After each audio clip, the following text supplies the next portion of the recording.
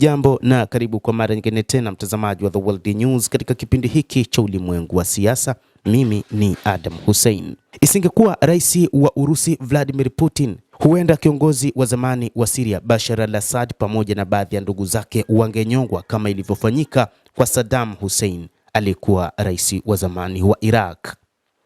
Mnamo Desemba 30 mwaka 2006 alikuwa kiongozi wa Iraq Saddam alihukumiwa kifo kwa kunyongwa baada ya kukutwa na kile kilichoitwa hatia ya uhalifu dhidi ya binadamu na mahakama maalum ya Iraq kwa ajili ya mauaji ya Dujail. Mauaji ya washia 148 wa Iraq katika mji wa Dujail mwaka 1982 katika kulipiza kisasi kwa madai ya jaribio la kuuawa kwa yeye mwenyewe. Hayo ndiyo ambayo yangemkuta aliyekuwa rais wa Syria Bashar al-Assad, ambaye wakati huu mahakama nchini Syria imemhukumu kifo aliyekuwa rais huyu wa zamani nchini Syria. Hata hivyo, isingekuwa rais wa Urusi Vladimir Putin, pengine kiongozi huyo wa zamani wa Syria aliyedumu kwa muda mrefu angeuawa, kwa sababu moja kati ya mipango ambayo ilikuwa ikipangwa baada ya mapinduzi yaliyofanywa nchini humo huenda yangemuua kiongozi huyo wa zamani wa Syria. Hata hivyo, moja kati ya mambo ambayo wakati huu yanatazamwa ni hukumu iliyotolewa na mahakama nchini Syria iliyowahukumu kifo rais wa zamani wa Syria Bashar al-Assad na kaka yake Maher kwa makosa uhalifu dhidi ya ubinadamu na uhalifu wa kivita wakati wa vita vya wenyewe kwa wenyewe vilivyodumu kwa miaka 14, ambapo takribani watu nusu milioni waliuawa. Wanaume hao wawili walikimbilia Moscow baada ya kile ambacho rais wa Urusi Vladimir Putin aliona njia pekee ya kuweza kuwaokoa watu hao ni kuondoka katika taifa hilo na kuwapeleka nchini mwake. Ndege ya siri kutoka nchini Urusi inatajwa kwamba ilikuja kumbeba kiongozi huyo wa zamani wa Syria na hatimaye kuondoka naye na kumhifadhi yeye na mkewe pamoja na baadhi ya ndugu zake. Rais huyo wa zamani na kaka yake, ambaye aliongoza kwa muda mrefu katika nchi hiyo, aliondolewa mamlakani kutokana na namna ambavyo jeshi lake lilishindwa kuwakabili waasi waliongozwa na rais wa sasa wa mpito wa Syria Ahmad al-Sharaa.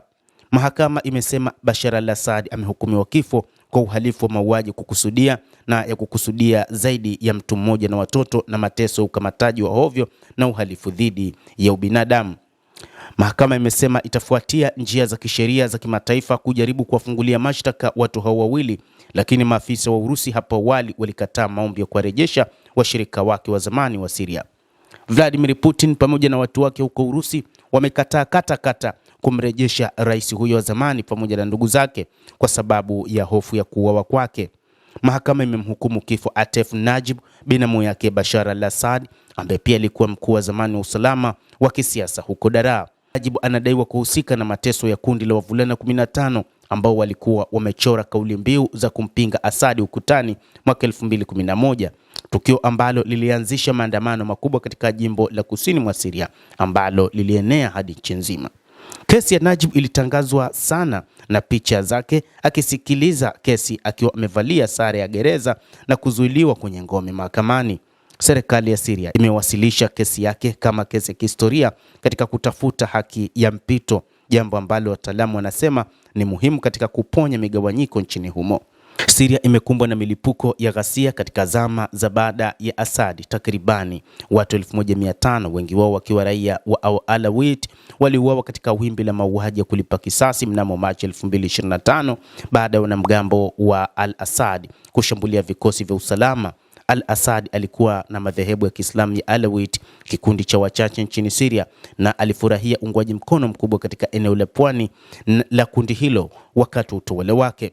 Mnamo Julai mwaka 2025 zaidi ya watu 1700 waliuawa katika mauaji katika jimbo la Suwaida lenye watu wengi, ambao wengi ni Wadruz, wakati wa mapigano ya ndani yalipobadilika na kuwa mauaji ya kidini. Ghasia za kiwango cha chini ziliendelea kaskazini mwa Syria hadi leo, haswa zikiwalenga raia hao wa Alawite. Hata hivyo, kuna kazi kubwa iliyofanywa na Warusi katika kuhakikisha usalama wa Bashar al-Assad. Hata hivyo, inaonekana kwamba pengine kiongozi huyo wa Syria huenda angeuawa mapema isingekuwa msaada mkubwa uliotolewa na Urusi ya Vladimir Putin. Ikumbukwe pia kwamba Putin alikuwa na urafiki wa siku nyingi na kiongozi huyo wa zamani wa Syria Bashar al-Assad, ambaye alikuwa na uhusiano mbaya na baadhi ya mataifa, hasa mataifa ya Ulaya, ikiwa ni pamoja na Marekani na hata huko Uturuki. Mtazamaji wa The World News, hayo ndio tuliokuwa nayo, na bila shaka nawe pia una nafasi ya kulike, kucomment, kadhalika kusubscribe channel yetu hii ili upate habari hizi kwa mapana kupitia The World News. Naitwa Adam Hussein, endelea kuwa nasi wakati wote, endelea kutufuatilia ujue ni nini kinachojiri katika ulimwengu.